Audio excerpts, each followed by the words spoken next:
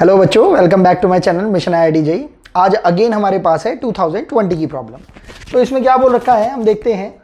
For a polynomial gx with real coefficients let mg denote the number of distinct real roots of gx। Suppose capital S is the set of polynomials with real coefficients defined by capital S equal to, ये हमें इन्होंने एक set of polynomial बता रखा है किस तरीके से, एक्स स्क्वायर माइनस 1 का whole square times a0 plus a1x plus a2x square plus a3x cube such that कि a0 a1 a2 a3 they all belong to real number r। और इसके आगे क्या बोल रखा है, for a polynomial f let f dash and f double dash denotes its first and second order derivatives respectively, then find the minimum possible value of mf dash plus mf double dash where f belongs to, ये जो set S है उसको belong करता है। ये बहुत ही simple सा problem है। दिखाने का, इसको रिप्रेजेंट करने का तरीका कुछ ऐसा सा है कि शायद ये थोड़ा सा कंफ्यूजिंग आपको लगे, लेकिन जब आप इस प्रॉब्लम को थोड़ा सा सोचेंगे तो ये 4-5 लाइन से ज़्यादा का प्रॉब्लम आपको नहीं समझ में आएगा। बहुत ही सिंपल सा प्रॉब्लम है, तो इसको करना स्टार्ट करते हैं। अब क्योंकि हमें f के बारे में बता रखा है कि जो f जो एक हमारे पास फंक्शन है वो इस तरीके से है कि वो इस सेट S को बिलोंग करता है। सेट S के बारे में इन्होंने पहले से ही हमें जानकारी दे रखी है, तो हम सबसे पहले अपने इस फंक्शन f ऑफ x को लिख लेते हैं। ये कितना हो जाएगा हमारे पास, x square minus 1 whole square times a0 plus a1x plus a2x square plus a3x cube. अब यहां पर ये जो इन्होंने हमें फंक्शन ये जो दे रखा है, ये इस तरीके से दे रखा है कि एक्स स्क्वायर माइनस 1 तो हमें देख के समझ में आ रहा है, इसको हम इक्वल टू 0 अगर पुट भी कर देते हैं तो हमें यहां पर वैल्यू समझ में आ रही है।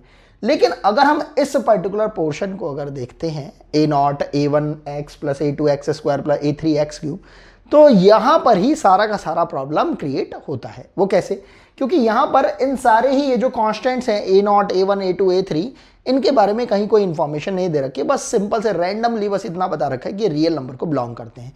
जब इन्होंने इसके अंदर कोई वैल्यू इसके अंदर बहुत ही स्पेसिफिकली नहीं बता रखी है, तो हम भी इस पर्टिकुलर प्रॉब्लम को इसी सीक्वेंस के अंदर, इसी डायरेक्शन के अंदर सॉल्व करेंगे कि हमें इन पर्टिकुलर वैल्यूज की जरूरत ना ही पड़े। अभी के लिए अगर हम इस पूरे ही पार्ट को एक नया फंक्शन hx gx या fx तो खैर है ही हमारे पास, कुछ और px अगर एज्यूम कर लेते हैं तो हमारे लिए थोड़ा सा बेनिफिट हो जाएगा। तो अभी के लिए लेट से हम इस फंक्शन को, इसको एक नया फंक्शन px मान सकते हैं। तो हमारा ये जो फंक्शन है वो कुछ इस टाइप का सा हो जाएगा, f of x equal to x square minus 1 का whole square into p of x। हम क्या करते हैं, हम सबसे पहले इसका डिफरेंशिएशन कैलकुलेट करके देखते हैं, उसके बाद हम कुछ आइडिया निकालने की कोशिश करेंगे कि आखिर इस प्रॉब्लम को किस तरीके से सॉल्व किया जा सकता है।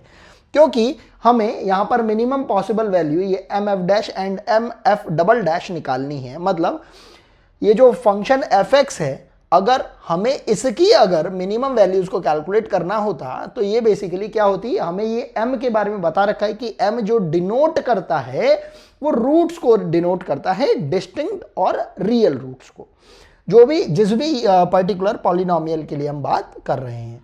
तो यहां पर अगर हमने f डैश x को अगर कैलकुलेट कर लिया तो ये हमारे पास हो जाएगा x square minus 1 whole square into, एक बार हमने इस px ये जो फंक्शन था एक बार इसका डिफरेंशिएशन कर दिया, कितना हो जाएगा p डैश x प्लस, और एक बार जब हमने इस px फंक्शन को एज इट इज रख लिया तो हम इसको भी डिफरेंशिएट कर सकते हैं। कितना हो जाएगा हमारे पास, twice time of x square minus 1 into, फिर इस एक्स स्क्वायर माइनस 1 का भी डिफरेंशिएशन हो जाएगा, ये कितना हो जाएगा 2x। यहां से हम देख पा रहे हैं कि कुछ कॉमन आ रहा है, वो कितना है एक्स स्क्वायर माइनस 1, और जो बच गया उसको हमने एज इट इज लिख लिया, x square minus 1 times of p dash x plus, यहां पर देख रहे हैं 2 into 2 4 times x into p of x। कुछ ऐसे टाइप का सा फंक्शन हमारे पास ये आ रहा है, किसके लिए, f डैश x के लिए। अगर हम थोड़ा सा ध्यान से समझते हैं, हम देख पा रहे हैं जो fx हमारे पास फंक्शन दे रखा है, ये एक कॉन्टिन्यूस टाइप का फंक्शन है, ये डिफरेंशिएबल टाइप का भी फंक्शन है। अगर हमें यहां पर कोई भी दो पॉइंट्स के बारे में पता लग जाए कि एक्सट्रीमिटीज वाली वैल्यूज के अंदर इसकी वैल्यूज कितनी आ रही है फंक्शन की वैल्यू, तो शायद हम इसके अंदर रोल्स थ्योरम को अप्लाई कर पाए। रोल्स थ्योरम की तीन ही हमारे पास रिक्विजिट रहती हैं। वो क्या रहती हैं? पहला रहता है कि फंक्शन कॉन्टिन्यूस रहना चाहिए, जो भी हमें पर्टिकुलर ब्रैकेट दे रखा है या जो भी हमें वैल्यू दे रखी है, वैल्यू मतलब डोमेन रेंज जो हमें प्रोवाइड कर रखी है। इसी तरीके से फंक्शन डिफरेंशिएबल भी रहना चाहिए उस पर्टिकुलर इंटरवल के लिए, एंड जो एक्सट्रीमिटीज वाली जो वैल्यूज हैं उनके ऊपर फंक्शन की वैल्यू सेम भी रहनी चाहिए। तो ऐसी कंडीशन के अंदर अगर हमने फंक्शन fx एज्यूम कर रखा है तो f dash x equal to 0 put करने पर हम बोल सकते हैं कि एक्सट्रीमिटीज वाली जो वैल्यूज हैं उनके बीच में कोई ना कोई एक सोल्यूशन जरूर एग्जिस्ट करेगा। तो हमने क्या करा, यहां पर देख लिया कि हमारे पास देखिए दो वैल्यूज हैं, क्योंकि इसको तो भाई हम सॉल्व शायद नहीं कर पाएंगे। यहां पर हमारे पास दो वैल्यूज आ रही हैं, एक तो 1 वैल्यू आ रही है और एक -1 वैल्यू आ रही है। ऐसे में अगर हम -1 वैल्यू पर अगर फंक्शन की वैल्यू को कैलकुलेट करते हैं तो हमारे पास कितनी आ रही है? 0। इसी तरीके से जब हम फंक्शन की वैल्यू 1 पर जब कैलकुलेट करने की कोशिश करते हैं, इस पर भी हमारे पास फंक्शन की वैल्यू कितनी आ रही है? 0। तो यहां से हम बोल सकते हैं कि f ऑफ -1 की वैल्यू किसके इक्वल आ रही है? f ऑफ 1 के इक्वल। तो यहां से हमें समझ में आ पा रहा है कि जब हम f dash x equal to 0 जब हम पुट करेंगे तो हमारे पास यहां पर कम से कम एक सॉल्यूशन तो इस पर्टिकुलर -1 से लेकर 1 के बीच में एग्जिस्ट करेगा ही करेगा। अब अगर हम प्रॉब्लम के बारे में पढ़ते हैं, इन्होंने हमें लिख के तो बहुत सारी चीजें बता दी है, लेकिन जो मेन चीज है जो कि हमें समझनी है वो क्या है, इन्होंने बोला है for a polynomial f let f dash f double dash x denote its first and second order derivatives respectively, then find the minimum possible value of mf dash plus mf double dash। तो यहां पर हम समझते हैं इस f dash x के अंदर अगर हम देखते हैं तो यहां से तो देखो हमारे पास जब हम इसको इक्वल टू 0 जब हम पुट कर देंगे तो हमारे पास यहां से दो सॉल्यूशन तो आ ही रहे हैं, क्योंकि हमें क्या चाहिए? m की वैल्यू। m की वैल्यू किसके लिए? f डैश के लिए सबसे पहले। और m किसको रिप्रेजेंट कर रहा है? Number of distinct real roots. तो f डैश x को जब हम 0 पुट करते हैं तो यहां से ये दो वैल्यूज तो हमारे पास आ रही हैं, 1 एंड -1। और अगर हम यहां पर रोल्स थ्योरम को अगर अप्लाई कर रहे थे fx के लिए तो हमें समझ में आ रहा है -1 से लेकर 1 के बीच में एक सॉल्यूशन और एग्जिस्ट कर रहा है, क्योंकि रोल्स थ्योरम यहां पर अप्लाई हो रही है। तो -1 से लेकर 1 के बीच में हमें एक सॉल्यूशन और मिल रहा है। रही बात इसकी, हमें इस px के नेचर का नहीं पता है। जब हमें इस px के नेचर का नहीं पता है तो हम इसके अंदर ये बात नहीं बता पाएंगे कि आखिर इससे हमें कितने सॉल्यूशन मिल रहे हैं।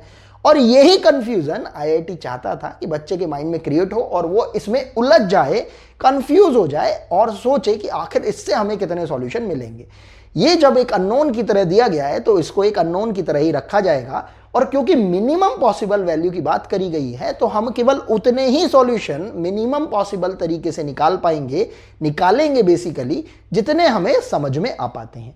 तो दो सॉल्यूशन तो f dash x equal to 0 put करने पर डायरेक्टली आ रहे हैं, और एक सॉल्यूशन हमें कहां से मिल रहा है? रोल्स थ्योरम से। तो हमारे पास यहां से mf डैश की वैल्यू कितनी आ रही है? 3। अब बात करते हैं हम f डबल डैश x की। जब हम f डबल डैश x की बात करेंगे तो ऑब्वियसली हमें इसको एक बार और डिफरेंशिएट करना पड़ेगा। हमें समझ में आ रहा है कि अगर कोई एक नंबर लाइन रही होती, यहां पर हमारे पास -1 है, एक ये 1 है, और यहां पर हमारे पास कोई एक और नंबर अल्फा आ रहा होता इस रोल्स थ्योरम के अकॉर्डिंगली f डैश x के अंदर, तो इन तीन सॉल्यूशन के बाद जब हम f डबल डैश x पर आ रहे होते तो इसे दो तरीके से समझा जा सकता है। पहला तरीका तो ये है, f डबल डैश x करने पर एक तो यहां पर हमारे पास जो डिग्री है एक कम हो रही होती। दूसरा क्या हो रहा होता कि यहां पर जब हम अगेन रोल्स थ्योरम को जब अप्लाई कर रहे होते तो हमारे पास -1 से लेकर अल्फा के बीच में एक तो हमें सॉल्यूशन मिल रहा होता, लेट से वो बीटा हो जाता, और उसी तरीके से बीटा एंड 1 के बीच में भी हमें एक और सॉल्यूशन लेट से गामा हमें मिल रहा होता। तो हमें f double dash x equal to 0 put करने पर कितने सॉल्यूशन मिल रहे होते, 2 सॉल्यूशन मिल रहे होते, और वो क्या होते, बीटा एंड गामा टाइप से।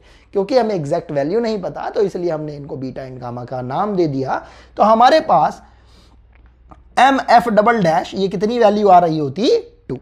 बस इतनी सी बात को हमें समझना है। इसके अलावा आप चाहे ये भी समझ सकते हैं कि यहाँ पर ये जो पी एक्स है हमारे पास, इसकी जो हमारे पास ये डिग्री आ रही है वो कितनी आ रही है, 3।